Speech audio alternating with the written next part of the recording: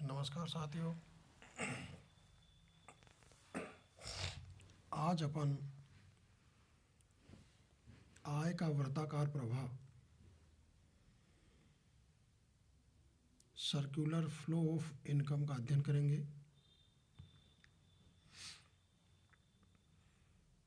इसमें देखिए, यानी कि उत्पादन के विभिन्न साधनों के पारस्परिक सहयोग से उत्पादन कार्य संपन्न होता है। उत्पादन में लगे व्यक्तियों को उत्पादन साधनों के स्वामियों के रूप में प्रतिफल प्राप्त होता है, जैसे लगान, मजदूरी, वेतन, ब्याज आदि। दूसरी ओर व्यावसायिक फर्में इन उत्पादन साधनों के प्रयोग से वस्तु और सेवाओं का उत्पादन करती हैं। साधनों के स्वामी केवल साधन पूर्ति करता ही नहीं, बल्कि वे उपभोक्ता भी होते हैं। अतः वे साधनों से अर्जित आय को उपभोग पर व्यय करते हैं, जिससे फर्मों को वस्तुओं और सेवाओं की बिक्री से आय प्राप्त होती है, जिसको पुनः वस्तु और सेवाओं के पुनरुत्पादन के लिए उत्पादन साधनों पर व्यय करते हैं। अब देखिए, आय के जो वृत्ताकार प्रवाह है, आय का वृत्ताकार प्रवाह, उसकी अपन परिभाषा देखते हैं। और परिभाषा है रिचर्ड लिप्से के अनुसार, आय का वृत्ताकार प्रवाह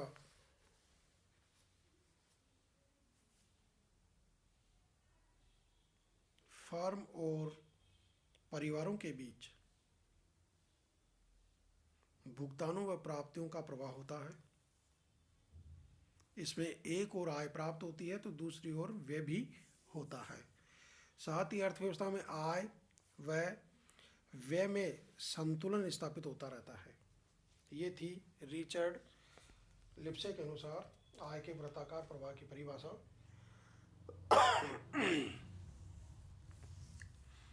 और एग्जाम्पल के तौर पे अपन ये देख सकते हैं कि प्रत्येक अर्थव्यवस्था में उत्पादन प्रक्रिया के दो आधार स्तंभ हैं। एक तो है हाउस होल्ड यानी कि परिवार, और एक है बिजनेस फार्म्स यानी कि व्यावसायिक फर्में। ये दोनों को, यानी कि परिवार और व्यावसायिक फार्म दोनों अर्थव्यवस्था में जो उत्पादन प्रक्रिया होती है उसके मुख्य आधार स्तंभ होते हैं, परिवार और व्यावसायिक फर्में। यानी कि परिवार से, देखिए परिवार से क्या होता है कि परिवार व्यावसायिक फर्मों को साधन उपलब्ध कराते हैं, जैसे श्रम के रूप में, और व्यावसायिक फर्में वस्तु और सेवाओं का उत्पादन करके परिवार को वस्तुएं उपलब्ध कराती हैं। तो कहने का मतलब कि परिवार उत्पादन साधनों के स्वामी भी होते हैं, साथ ही उपभोक्ता भी हैं। व्यावसायिक फर्में वस्तु और सेवाओं के उत्पादन के लिए परिवार से, यानी कि उत्पादन के साधन प्राप्त करती है, जैसे भूमि है, श्रम है, पूंजी और साहस। ये उत्पादन के साधन हैं जो कहाँ से प्राप्त करती है व्यावसायिक फर्में? परिवार से प्राप्त करती हैं। फर्में इन साधनों को क्या करती है कि उत्पादन कार्य में इनका लगाती है और वस्तु और सेवाओं का उत्पादन करती है। परिवारों को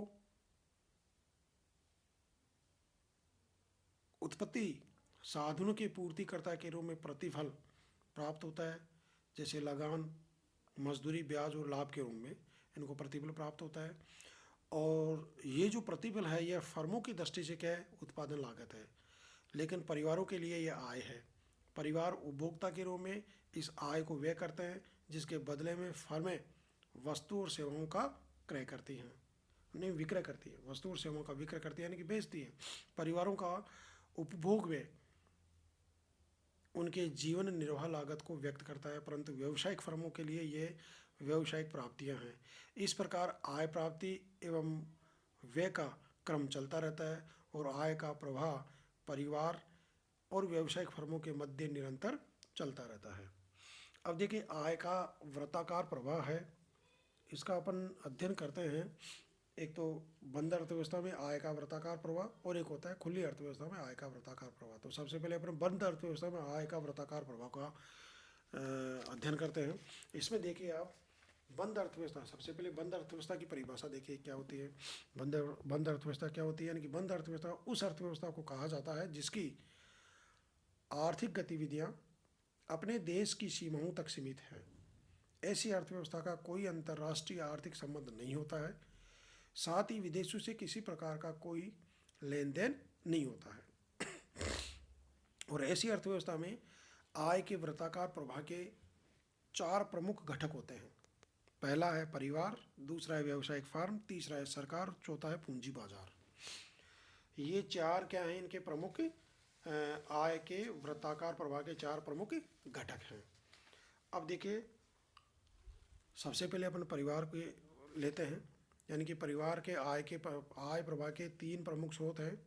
साधनों के प्रतिफल, सेवाओं पर सार्वजनिक व्यय और राज्य द्वारा आय स्थानांतरण। इन तीनों स्रोतों से प्राप्त आय में से परिवार व्यावसायिक फर्मों से अपने उपभोग के लिए वस्तु और सेवाओं को खरीदने पर व्यय करते हैं। आय का कुछ भाग कर के रूप में सरकार को चुका देते हैं और शेष आय का जो भाग बचता है, यानी कि बचत के रूप में शेष बचत क्या करते हैं कि परिवार पूंजी बाजार की ओर प्रभावित करते हैं। इस प्रकार परिवार व्यावसायिक फर्मों से आय प्राप्त कर उसे कर, बचत, उपभोग की ओर प्रभावित करते हैं। ये परिवार हो गया। व्यावसायिक फर्म को क्या है, व्यावसायिक फर्मों के आय प्रवाह के यहाँ भी वही चार स्रोत हैं। कौन कौन से?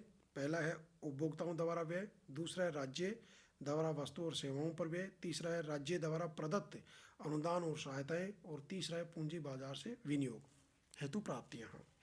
अब देखिए, फर्में अपने द्वारा उत्पादित वस्तु और सेवाओं की बिक्री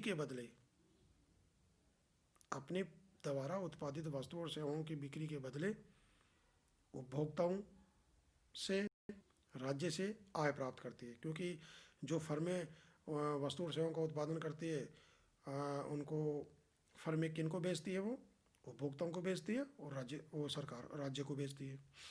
व्यावसायिक फर्मों को आर्थिक अनुदान या सहायता के रूप में भी सरकार से आय मिलती है। ठीक है। इसके अलावा पूंजी बाजार से विनियोग के रूप में भी आय प्रवाह फर्मों की ओर होता है। इसके विपरीत व्यावसायिक फर्मों से आय का प्रवाह परिवारों, राज्य, पूंजी बाजार की ओर होता है, क्योंकि फर्में उत्पादन साधनों को प्रतिफल चुकाती है। यानी कि फर्म जिन उत्पादन साधनों, यानी कि फर्में जिन वस्तु और सेवाओं का उत्पादन कर जिन साधनों के द्वारा वस्तु और सेवाओं का उत्पादन करती है, उन साधनों को प्रतिफल चुकाती है। और फर्में सरकार को कर चुकाती है, और शेष जो आय बचती है उसको पूंजी बाजार में वो वस्तुओं के रूप में प्रभावित करती है। अगला है सरकार। देखिए, सरकार को आय का प्रवाह पूंजी बाजार, व्यावसायिक फर्म और परिवार की ओर से होता है। राज्यों को व्यक्तिगत करों, व्यावसायिक फर्मों से करों और पूंजी बाजार के ऋणों से आय का अंतः प्रवाह होता है। दूसरी ओर सरकार परिवारों की सामाजिक सेवाओं पर तथा आय हस्तांतरण के रूप में व्यय करती है। ठीक है। और सरकार व्यवसायिक फर्मों के लिए वस्तु और सेवाओं पर व्यय करती है। व्यावसायिक फर्मों को आर्थिक सहायता, अनुदान प्रदान करती है। जब कर आगम उसके व्यय से अधिक है तो राज्य की बचत होती है, जो अंततः पूंजी बाजार की ओर प्रभावित होती है। सरकार कर आगम उसके कुल व्यय से कम है तो सरकार को पूंजी बाजार से ऋण लेना होता है। परिणाम स्वरूप मुद्रा का प्रवाह पूंजी बाजार से राज्य की ओर होता है। तो ये था यानी कि सरकार के आय और उसके व्यय के प्रमुख जो स्रोत थे उनके बारे में अपन ने प्रकाश डाला है। और एक लास्ट इसमें और बचा है पूंजी बाजार। देखिए, पूंजी का अभिप्राय उन सभी वित्तीय संस्थाओं से है जो वस्तुओं को एकत्रित कर अधिक उत्पादन कार्यों की ओर प्रभावित करती हैं। पूंजी बाजार का अभिप्राय उन सभी वित्तीय संस्थाओं से है जो वस्तुओं को एकत्रित करके उत्पादन कार्यों की ओर प्रभावित करती है। अर्थात पूंजी बाजार के अंतर्गत दीर्घकालीन वित्त प्रदान करने वाली संस्थाओं को शामिल किया जाता है। पूंजी बाजार में आय का प्रवाह, पारिवारिक बचत, व्यावसायिक बचत, राज्य बचत से होता है, जबकि पूंजी बाजार में आय का उत्प्रवाह व्यावसायिक फर्मों में विनियोग राज्य को ऋण के रूप में होता है। इस प्रकार आय का प्रभाव परिवार, व्यावसायिक फर्मों, पूंजी बाजार, राज्यों के मध्य निरंतर होता रहता है। ये थी हमने यानी कि आय के वृत्ताकार प्रवाह का जो अध्ययन किया है वो कौन सी अर्थव्यवस्था के अंतर्गत किया है? बंद अर्थव्यवस्था के अंतर्गत।